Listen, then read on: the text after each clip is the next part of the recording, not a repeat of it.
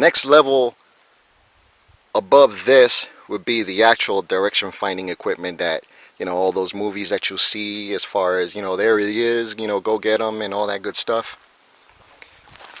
And that is this piece of equipment right here.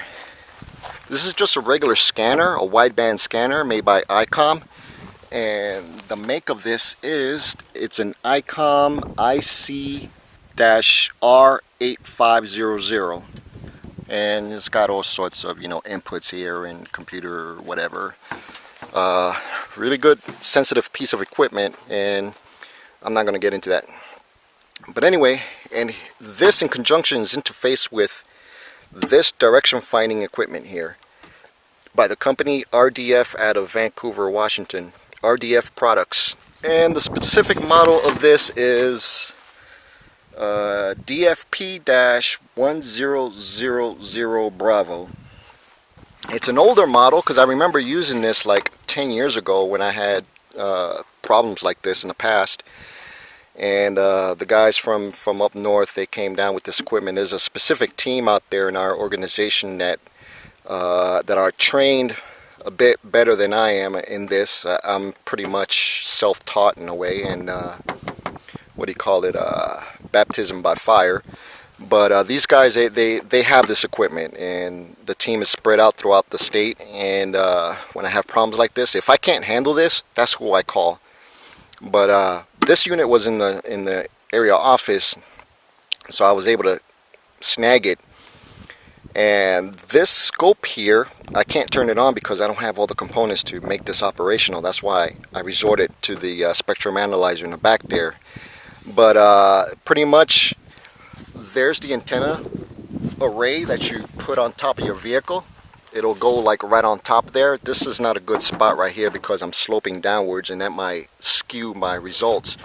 But here you have a pointing forward for 0 degrees. So this is my 0 degrees, 90, 180, 340 I think, or whatever, and back to 0. So these antennas here are tuned into the VHF frequency band. If it was here, it would have been a smaller group of antennas for higher frequencies like UHF and higher UHF, 800 megahertz and stuff like that. But my area of concern is VHF. And what would happen is, when the signal is coming from that source over there, it's going to travel this way, hit this antenna first, and then, you know, it'll hit these other antennas. So the wave will hit this, then this, then this. So internally it has circuitry there that would time and sense, you know, that particular relationship of the radio waves going through this particular field here.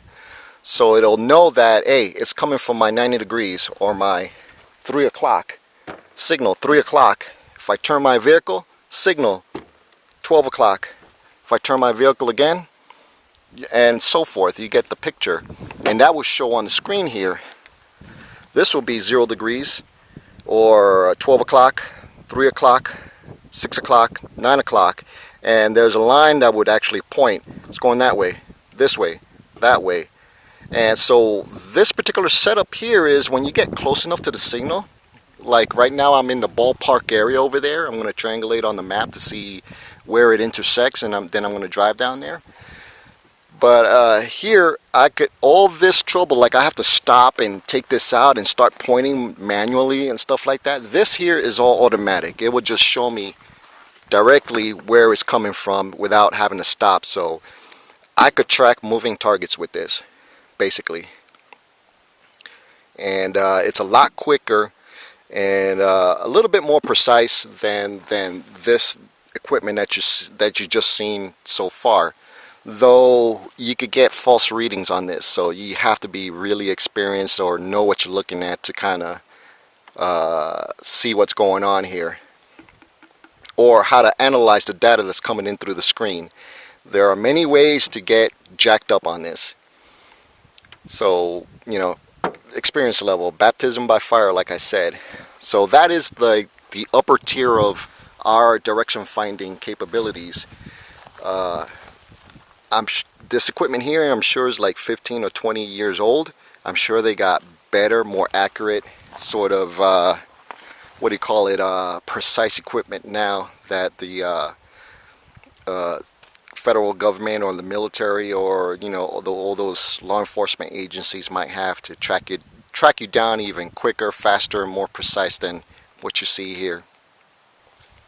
So there's so far the 3 tiers that I could show you. I mean, not that I don't want to show you those other stuff. We don't have it, not that I know of, but this is the top tier there, my preferred way of looking for you guys. The second tier would be the technician way of doing it, using test equipment and a service monitor, spectrum analyzer, and conjunction with the Yagi. This Yagi right here is for UHF. Too bad this signal is not UHF. It would have been a lot easier and more manageable to look for it than that big thing. And this level right here is the amateur radio home brew way of looking for a signal. I'm sure the amateurs, they have specific gear that's direction finding, like the gear that you're seeing over there. There's one corporation called the Ramsey Corporation. They make quite a bit of home-built direction finding gear, handheld units where you could hook up to your handheld, and when you're pointing to the signal, you'll get a high-pitched tone, kind of like metal detecting, but it's radio frequency detecting. Kind of like the same concept as that. Don't have any of that stuff and can't show you. But there we are. The basics of the equipment needed for direction finding. And like I said, this is the level that you guys might start off with and would actually train you better on how to do this stuff. Okay guys, I don't know if you can hear that, but that interference is coming in through my antenna, that one in the back there, VHF. And I'm actively listening to it and see how the intensity level is at. I'm still on top of the mountain here. I'm doing some calculations here and some triangulation. So the next tool I use is Delorme Topo 10 or whatever. Yeah, Delorme Topo navigation mapping program. And in conjunction with my GPS and the bearings that I got from all the direction finding or pointing towards the direction, I plotted all that data into the map there. And this is just a generic United States whatever. But this is pretty much what it looks like. I know I'm not an artist here, but this is my location right here on this ridge line here. There's another ridge line towards the west of me, and this is the valley here. Last week I shot an azimuth from up here, shot it towards the west. Then I went into another hilltop over here around 2,000 feet, and throughout my drive there's various spots around this location here, like one here, one here, one here, but it all pointed northeast going this way. And today I shot my azimuth pointing west, a little bit southwest from this location here. So I got 3 prominent hilltops here to look down into the valley, and I shot my azimuth from there when I got the direction from the equipment here. And this is my general neighborhood that I have to go closer now, and that's where I'm gonna go right now. Alright. Okay guys, I'm like maybe 70 miles away, line of sight from my last location on the east side rather. And I'm in the general location. Look at that signal. Look at that status bar right there. That's the interference.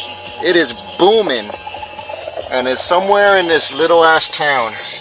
Don't know where, and it's going to be a little bit difficult with all this crap around to locate, but we'll give it a shot. And it's really strong here. I would imagine maybe a mile from the site, wherever it's transmitting from. So I'm going to take out my little Yaesu and change frequency on me. See, it's a moving target. It keeps on changing frequency on me. It changed again. But anyway, I'm going to use the Yagi and the little Yaesu radio to see if I can locate this sucker, or point me to the right direction and get closer and closer. Wow, this is insane. Okay guys, I don't know how well you can make out that signal report there. That's my interference signal. It's bouncing all over the place. And I'm really close to it now. And you can see it's pegging out my meter here, the spectrum analyzer. So beyond the 9 there, S meter of 9, I can't get any improvements or depreciation of signal using this anymore. So I could do either one or two things. I could add attenuation to the line here to dumb down the signal quite a bit, so it'll make it weaker while, you know, there's room for this thing to read it.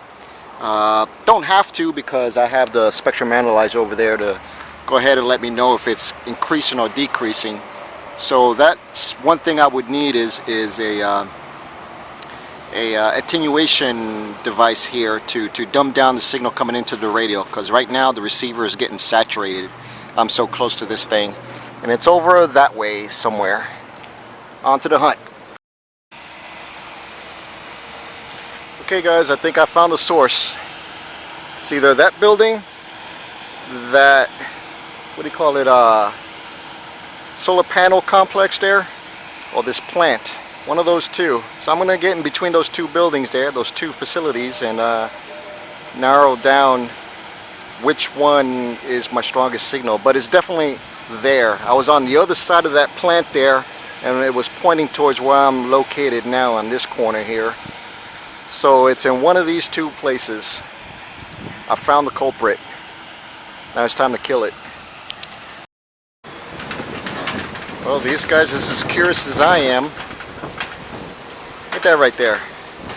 Anyway, what I've just done too, I glassed the area to see if I could see any antennas, because this particular signal, it looks like it's being radiated pretty well. So I see a VHF antenna, pretty high gain antenna over on that building there, and there's a couple in that facility there. So that's what I'm looking at right now, is to see where's there an antenna that could radiate that signal pretty well. And I found 3 possibles. So that narrows down the location of those radios, and I just gotta get in contact with the facility manager or something like that to let me have access and everything. I'm pretty sure he will. I mean, they don't want to be in violation or nothing like that, and they, you know, not interfere with the sheriff's department at that, or a bunch of other people too. So that's what we're gonna do right now. Okay guys, another location. There's the facility, the plant, and here's the office space. And I can see the one antenna over there, and I get the strongest signal using that Yagi and the spectrum analyzer coming from that building. So I'm going to make contact. Okay, that was the cause of the problem, a bidirectional amplifier. So what this does is it takes a weak signal from the outside and repeats it out, doubling your power going into buildings and stuff. So it kind of went out of lock. We just unplugged it from the wall, and the signal went away. And these guys were gracious enough to let us come in here and videotape this for training purposes. Alright.